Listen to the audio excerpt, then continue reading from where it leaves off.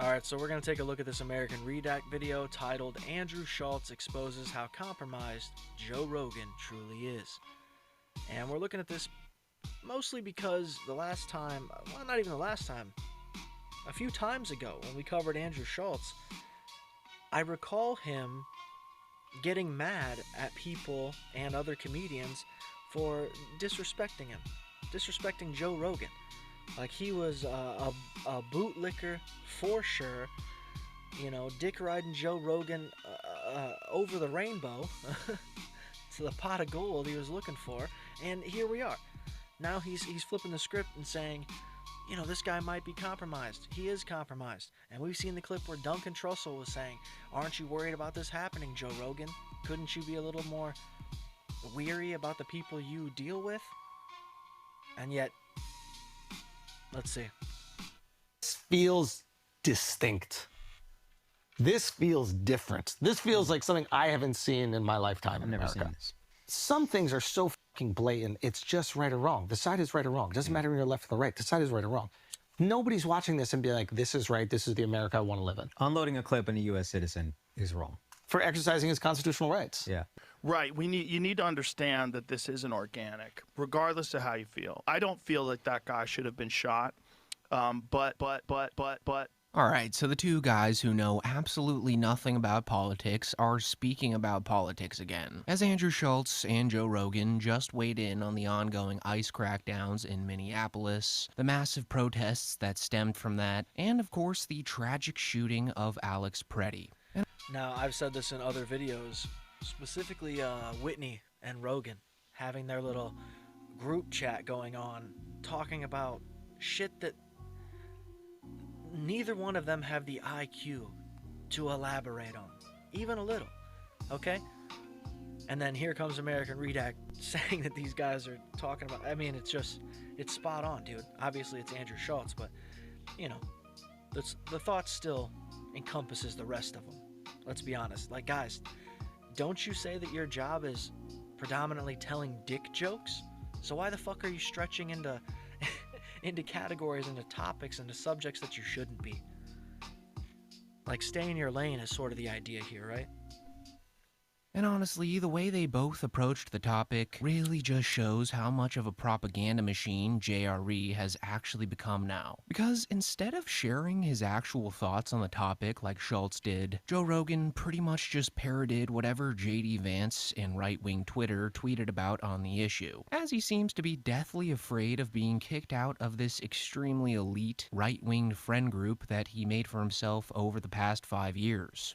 Look, guys, my biggest thing is I remember actually being a fan of the Rogan experience in the early days when he was, you know, getting lit with, you know, Joey Diaz and Theo Von. Maybe not Theo getting lit, but, you know, he would smoke a fucking whole blunt in his face and just talk shit. And they were live. Most of the episodes were live in the early days. I remember when he switched over and stopped doing it live. And I honestly think that that's when a lot of things changed. Okay? When you're not doing it live, it just gives this idea that you could be, not that you are, but you could be compromised. Okay? You're not being a free-flowing conversationalist like you like to believe. You're editing. There's a lot of people that don't understand what's going on, and why riots only in Minneapolis, and why riots in the place where there's an ungodly amount of fraud that has been discovered. Coincidentally, right around the same time. Exactly. Like, instantaneously afterwards, the narrative completely changes. Everybody forgets about the fraud.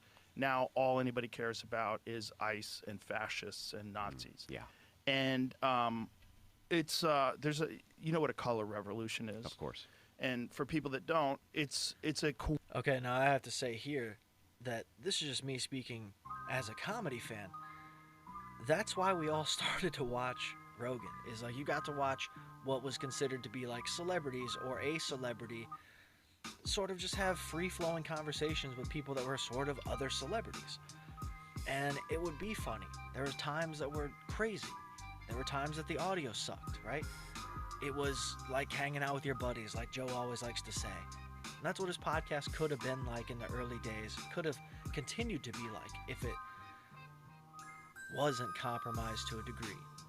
And that goes for all podcasts that are up to this level.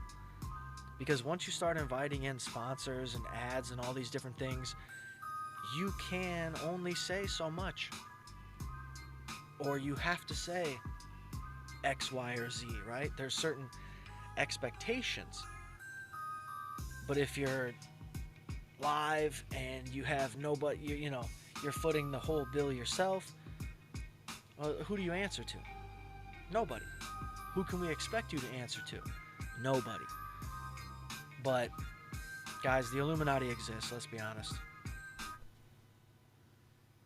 Coordinated effort to cause chaos. And this is a very coordinated thing. The idea that this is an organic protest, these riots are organic, is nonsense. I don't feel that that guy should have. Either way, what I was saying about the fact that this is a comedy podcast is like, if somebody is a comedy fan and they're going to watch this because Joe Rogan's a comedian and this is an episode that they click on, would they continue watching this as a comedy fan? Fuck no, because none of this is funny. Where does it get funny? Where do they try to be funny? Where is he trying to make Andrew Wilson laugh? It's odd. Should have been shot, but I understand what happened, and what happened was chaos. So first of all, it wasn't ICE. People need to understand that. It was Customs Border Patrol people, right? And this is not making an excuse for any of it, but you have to just to put it into context. These people are getting harassed outside of any hotel they're at. People blow horns. They try to smash into the hotel. They dox them. They dox them. That's why they're wearing masks. It's a coordinated effort. So yeah, if that clip didn't show you how compromised Joe Rogan really is, then I truly don't know what else will. Because this opinion of Joe's on ICE is actually completely revised. I mean, not too long ago, he was on his podcast criticizing them completely and going as far as to say that ICE is the modern-day Gestapo. You don't want militarized people in the streets just roaming around, snatching people up, many of which turn out to actually be U.S. citizens that just don't have their papers on them. Are we really going to be the Gestapo? Where's your papers? Is that what we've come to? So sometime between then and now, All right, so I, of course, got to let Redact do most of the heavy lifting here because I don't know most of this shit. I'm not versed in the world of politics to that degree. Of course, all the shit that's happening is quite fucked up with people just immediately shooting people. I don't know, I find that odd. Of course, I think most people would.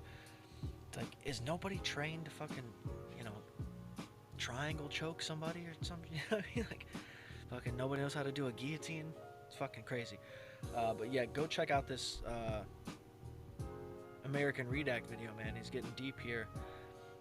And it is just kind of funny seeing the hypocrisy within the comedy cliques. Hey, I'm not gonna let anybody talk shit about the guy who gave me a career, and then immediately say, well, I think he's been compromised by a dark entity of some kind. Who knows? Either way, hit the like, hit the subscribe, and